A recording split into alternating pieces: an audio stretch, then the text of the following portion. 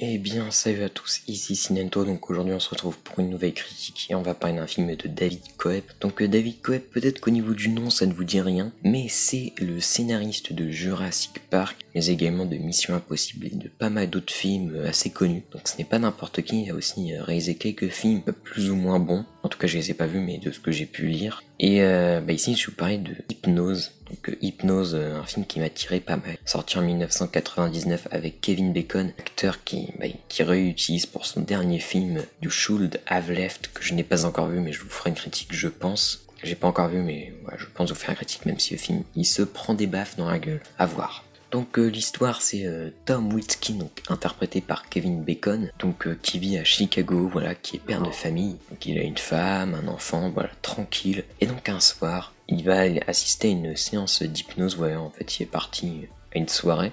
Et donc il y a une amie justement de sa femme qui pratique l'hypnose. Et donc elle va lui faire essayer, en fait ça va un peu mal tourner à la fin de son truc d'hypnose, il va avoir une vision un petit peu malsaine, quelque chose qui s'est passé, il comprend pas trop, mais elle essaye de le rassurer. En plus, il va avoir mal à la tête, pendant longtemps, elle dit mais c'est normal, ça fait à peu près tout le monde, c'est normal, voilà. Donc au début, bon, il se dit ok, ça passera, mais il se passe encore des trucs bizarres, le gars il arrive pas à dormir, et à un moment il va aller sur le canapé, il va voir une meuf apparaître, carrément. Donc là, moi je me suis dit ok, bon ça va encore être un film un peu bateau, d'un gars, je sais pas, qui se fait hypnotiser, même si j'ai pas forcément d'autres films d'hypnose en tête, mais qui va se mettre à voir des trucs flippants, etc., sans trop de raison. Sauf que là, il y a une raison. Alors, la raison, c'est un peu fantastique quand même, mais c'est très bien amené. Enfin, une fois que tu crois, c'est très bien amené, et tu crois de bout en bout, quoi. Enfin, il y a des réponses à chaque fois qui sont amenées. En gros, au début, il y a des choses que tu vas pas comprendre.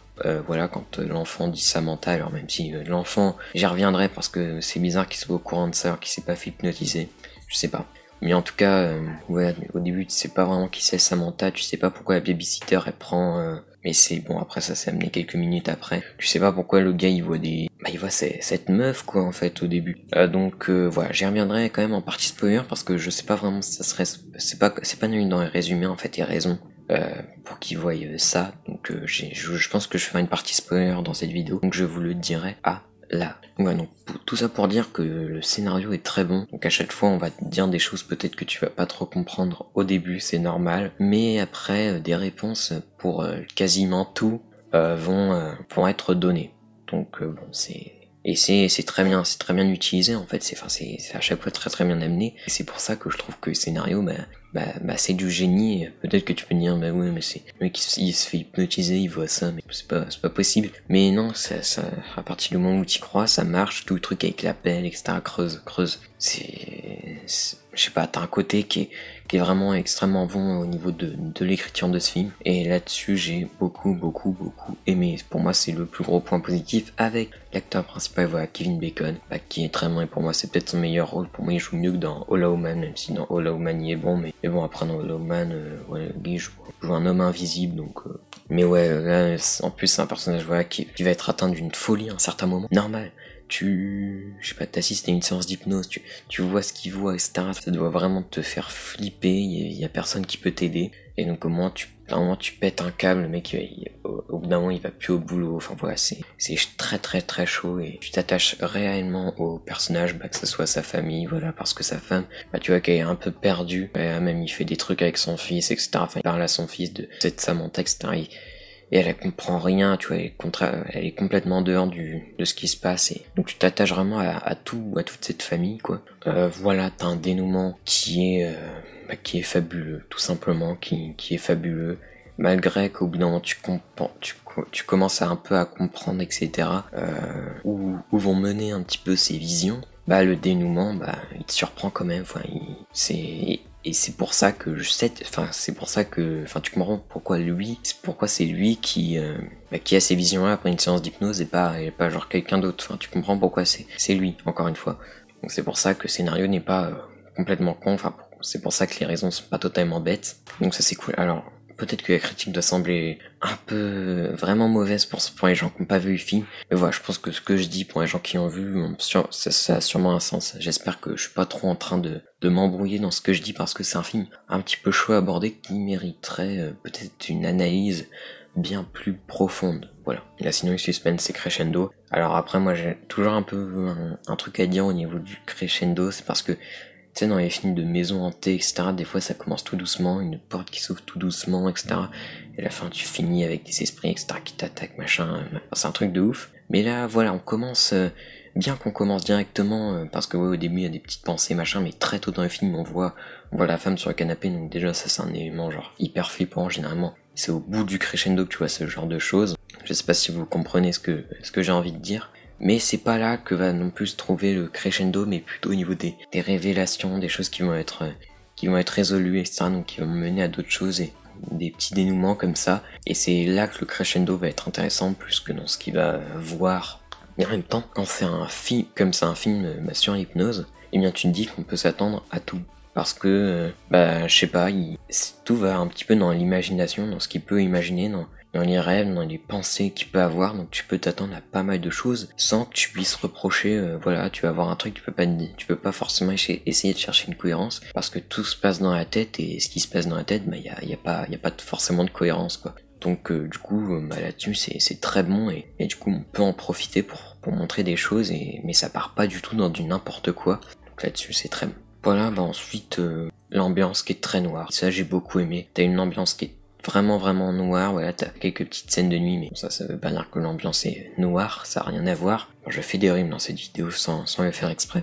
Mais voilà, tu vois qu'il y a quelque chose de glauque qui traîne, mais voilà, t'arrives pas trop à cerner forcément ce qui se passe, et voilà, t'as pas forcément le contrôle du truc, quoi.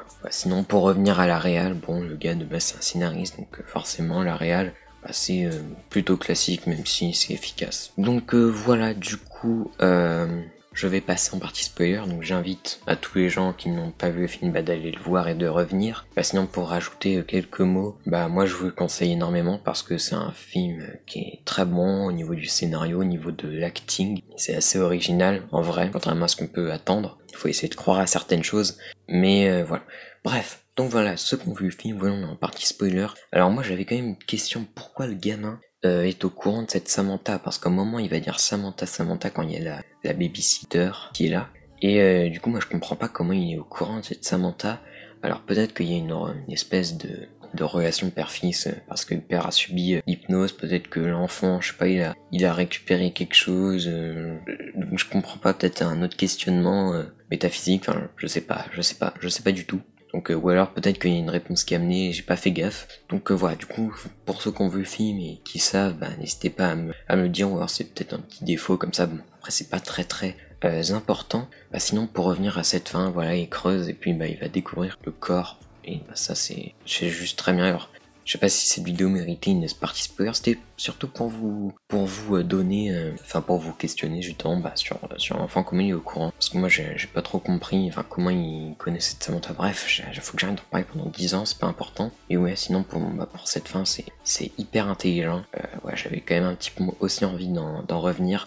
Comment il l'amène ça dans le rêve, tu vois, il voit le mot creuse, donc il va prendre sa pelle, il va creuser, et il va avoir la réponse, et tout va prendre une cohérence. Voilà pourquoi l'ado avant s'est suicidé. Bien tout simplement parce que voilà, à deux ils avaient buté, en tout cas il a essayé de se suicider parce que je crois qu'il meurt pas. Voilà, c'est parce qu'ils ont malencontreusement tué la fille, la sœur de la babysitter. Et donc c'est pour ça, quand je dis qu'à chaque fois des réponses ils sont amenées, c'est très bon. C'est le cas, et franchement, chapeau pour ce scénario qui est vraiment génial.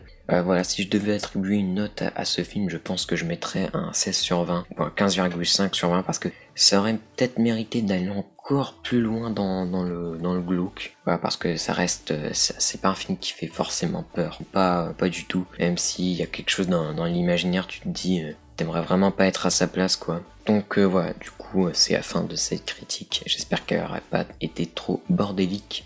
Allez, salut!